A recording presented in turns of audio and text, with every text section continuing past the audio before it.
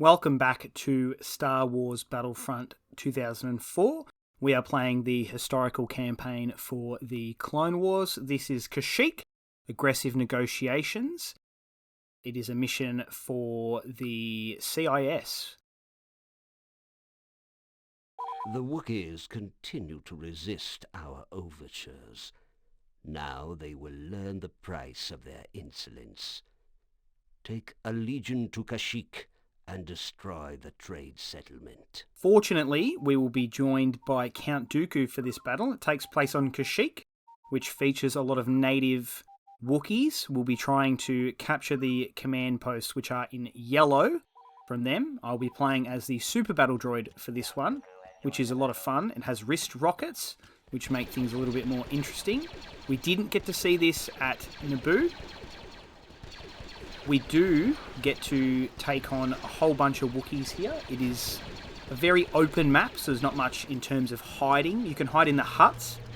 Priority is to take the command posts because you don't really get much threat from the Wookiees due to their lack of diversity in class. For the Trade Federation, for example, you have droidekas, regular droids, super battle droids. They all have their own unique weapons, and that kind of aids in the battle, which means that there's a couple viable strategies.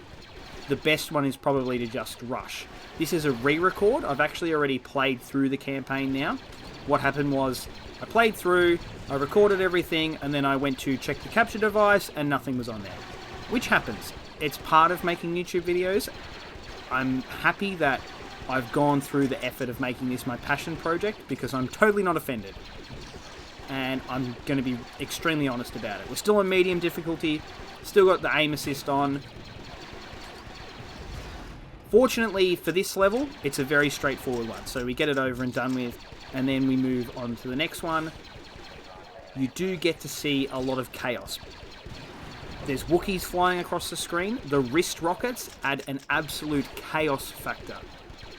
If a Wookiee comes close to you and you hit the wrist rockets button, beware, they will get sent all the way over to the other side of the planet, which is a long way on Kashyyyk. It's got a lot of interesting wildlife and people on it. I mean, if you look at the Acolyte, there's this whole spider section, and it's crazy, really. It's freaky. It gives me the heebie-jeebies.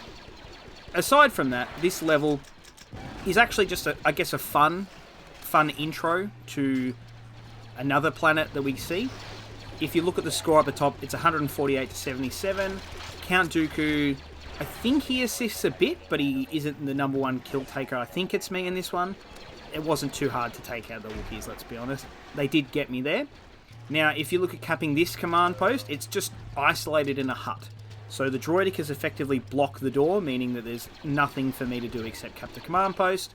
We're taking over on the tally anyway, so once you hit about 20, they stop spawning, and the number just dwindles down to 0. Either you can cap the command posts or keep hunting them. I opted to cap the last command post, which meant that the timer initiated, but I'm pretty sure that someone gets the last guy.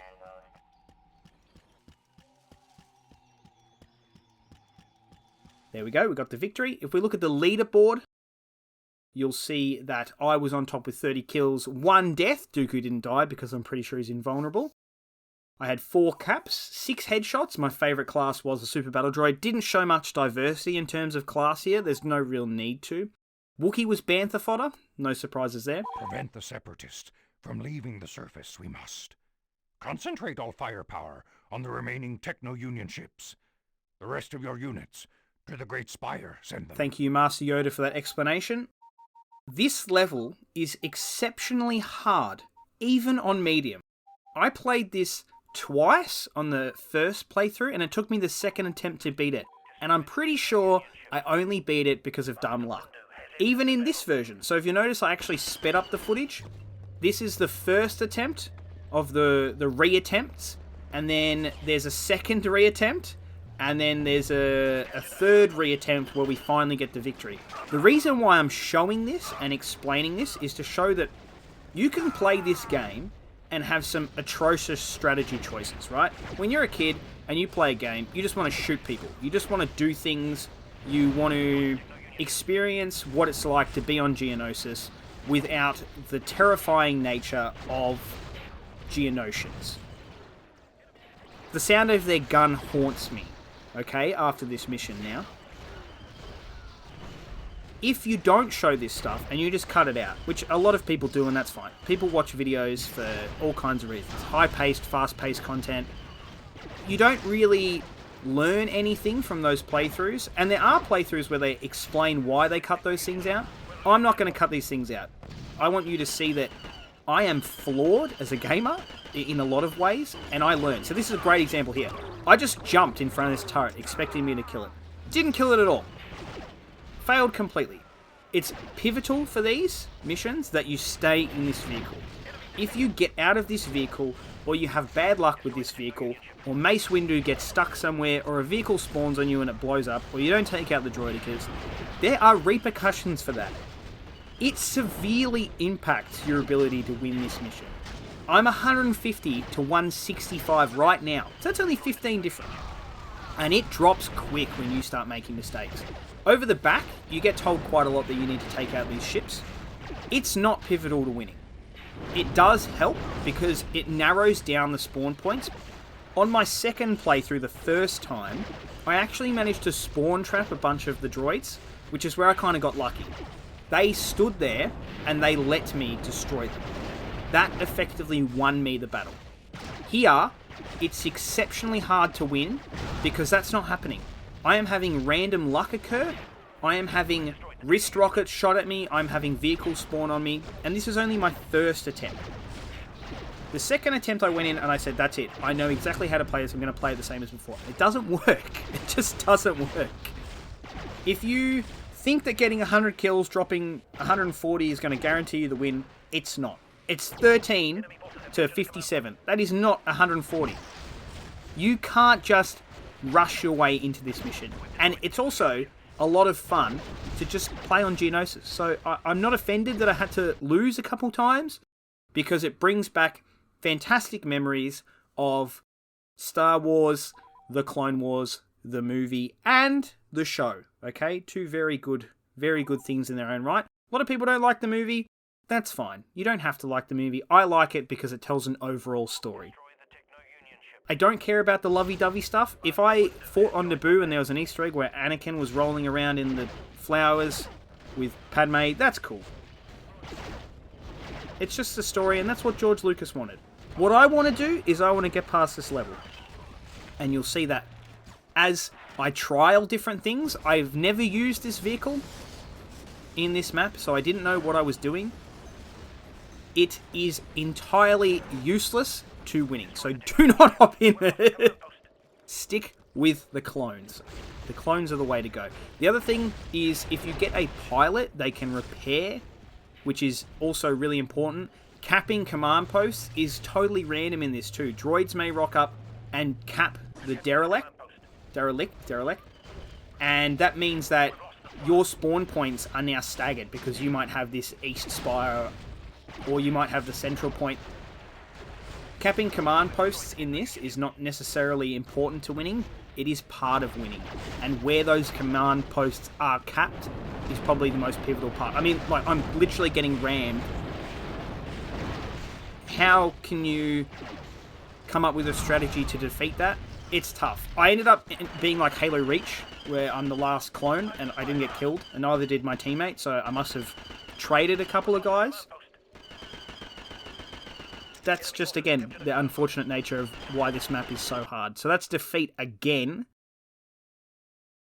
And then this time we have unsped up the footage because this is the time that we get it right. Getting it right, again, is kind of like luck. But I also had learned that stay in the clone vehicle. Do not get out the clone vehicle. Let it do all the work for you. Do not let droidicas take advantage of any vantage points. Do not let turrets take advantage of any vantage points. Try and get rid of any opposition vehicles if you can. And if you do those things, you might win. Do not let Mace Windu get stuck randomly on a cliff edge. You might win. And that's just part of learning how to play the game. It's nice to suck at a game that you beat when you were a kid. It makes you think, about all the times that you sat there and said it was too hard and you couldn't do it. It makes you think about all those times that you felt accomplished because you beat a level, not just on regular mode, but on hard mode, or on replays where the difficulty changes or the multipliers change. It's a good feeling. It's a good feeling, honestly. I'm happy I beat it because it was a nightmare to go through. And there's another mission that's a nightmare to go through. I really struggled with it towards the end of the game. I'll let the footage speak for itself. There's no better form of honesty than recording content and just letting it play. It's kind of refreshing to be bad. It means that I have something to learn. And I like to teach this to my kids too. It's not just a world where we have to win everything. We don't have to be the best. I don't have to get 1 million views. If I get 1 view on this video, that's great. If I get no views, that's fine too. It's just part of life. Some people succeed, some people don't. All you can do is do your best to learn, and that's it. At the end of the day, we have family, friends, people in our lives, even just ourselves. It's all about your attitude towards those things. It's extremely philosophical for a Star Wars Battlefront play through. That's just what I think about. So we're getting towards the end here. We're on 81 to 21. We've pretty much got them on the ropes. There's a definite possibility that they could win. I've seen maps where comebacks have occurred, like Hoth in Battlefront 2. It's weighted different. There's a whole bunch of mechanics that feels like rubber banding in a way. Unless I can physically show evidence of that occurring, then I'm not going to go into too much detail. But we get the last guy of the game. Believe it's a droideka who's camped out with his shield on. The worst last enemy it could possibly be. But he drops his shield finally and we get the victory.